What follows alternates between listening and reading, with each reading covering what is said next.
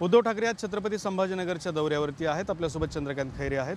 खैरे साहेब, आज शिवसंकल्प निर्धार मेळावा आहे आणि शेतकऱ्यांशी सुद्धा संवाद साधणार आहेत। जोरात आहे। शेतकऱ्यांचे की देशामध्ये जे काही हाल चालू आहे, महाराष्ट्रात जे हाल चालू आहे त्यासाठी उत्तर देण्यासाठी स्वतः उद्धव साहेब येत आहेत आणि उद्धव साहेब पूर्णपणे काळजीने आमचे शेतकरी संघटनेमध्ये आमच्या शिवसेनेचे हे पण आहेत तिथं।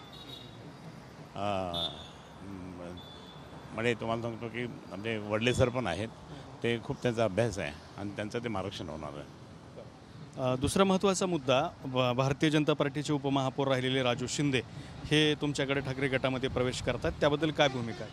नाही, ते त्यांना आम्ही आधीच सांगितलं होतं तुम्हाला यायचं या तुम्ही लवकर, पण लोकसभेच्या आधी या, लोकसभेच्या निवडणुकीच्या आधी या। पण आता त्यांनी स्टेटमेंट पण दिलं की आम्ही भुमरेंना त्या ठिकाणी 25,000 मतदान जास्त मिळून दिलं वगैरे वगैरे, म्हणजे मला पाडलं, हे कसं शक्य? पण आता ठीक आहे, उद्धव साहेबांनी जर समजा त्यांना घेतलं असेल तर माझं काहीच हरकत नाही।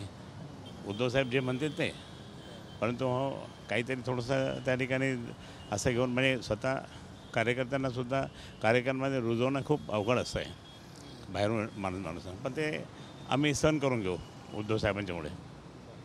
म्हणजे राजू शिंदेने तुमच्या विरोधात काम केलं होतं थोडं? हो, 100%। मागच्या वेळेसही केलं, आताही केलं आणि खूप वेळेस त्यांनी शिवसेनेच्या बाबतीत, उद्धव साहेबांच्या बाबतीत, आमच्या बाबतीत खूप टीका खूप वेळेस केलेली, रेकॉर्डेड आहे, महापालिकेत आहे, बाकी सगळ्या ठिकठिकाणी। पण आता ठीक आहे, माणूस बदलतो आणि ते माणूस बदलतो म्हणून त्या ठिकाणी आमच्याकडे येत असेल तर हरकत नाही, आम्ही ते स्वागत करू। पण त्यांचं शिवसेनेने ते येणं योग्य वाटतं का तुम्हाला? नाही, आता ते काळ ठरवेल ना। अजून तो विधानसभेच्या निवडणुकीला अजून 3-4 महिने आहे।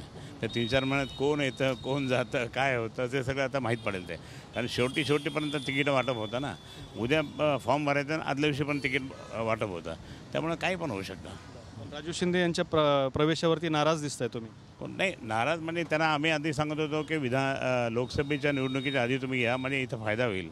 तो फायदा म्हणजे माझा तो तोटा झाला ना पक्षाचा पण ठीक आहे, आता आलं तर आता अजून काहीतरी चांगलं करेल ते, तो दृष्टिकोन ठेवू।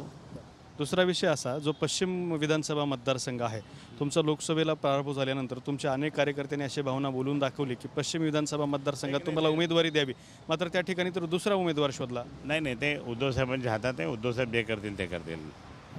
तुम्ही इच्छुक आहात विधानसभेसाठी? नाही, आता मी इतक्या निवडणुका लढवल्या, पण त्याच्यामध्ये हारजीत होत असते। पाहू ना, आपल्या नशिबात जे असेल ना, शिवसेना प्रमुख माननीय बाळासाहेब ठाकरेंनी सांगितलं मला, तुझ्या नशिबात जे असेल ते मिळणार। मला जरी तुला मंत्री करायचं नाही, तुला खासदार करायचं नाही, काही नाही करायचं, तरी तुझ्या नशिबात असेल तर ॲटोमॅटिक होईल, आणि ॲटोमॅटिक कधी पण होऊ शकेल। असेल नशिबात तर होईल, नाही तर आपण पक्षाचं काम शिवसेना नेता म्हणून त्या ठिकाणी शिवसैनिक म्हणून काम करत राहणार मी। इच्छुक तर आहात? नाही, मी इच्छुक नाही। माननीय उद्धवजींनी जर आदेश दिला की बाबा याला कोण पाडू शकतं, गद्दाराला कोण पाडू शकता, सगळ्या लोकांचं मत आता सर्वे होतील वगैरे वगैरे वगैरे भरपूर, तुमचं नाव आलं तर तुम्ही तयार आहात? नाही, मला जर आदेश दिला तर मी लढणार। तर हे होते चंद्रकांत खैरे यांनी अत्यंत स्पष्टपणे सांगितलेलं आहे की राजू शिंदे यांनी माझ्या विरोधात काम केलं होतं आणि उद्धव ठाकरेंनी जर आदेश दिला तर मी विधानसभासुद्धा लढवणार। दत्ता कानवटे, TV9 मराठी, छत्रपती संभाजीनगर।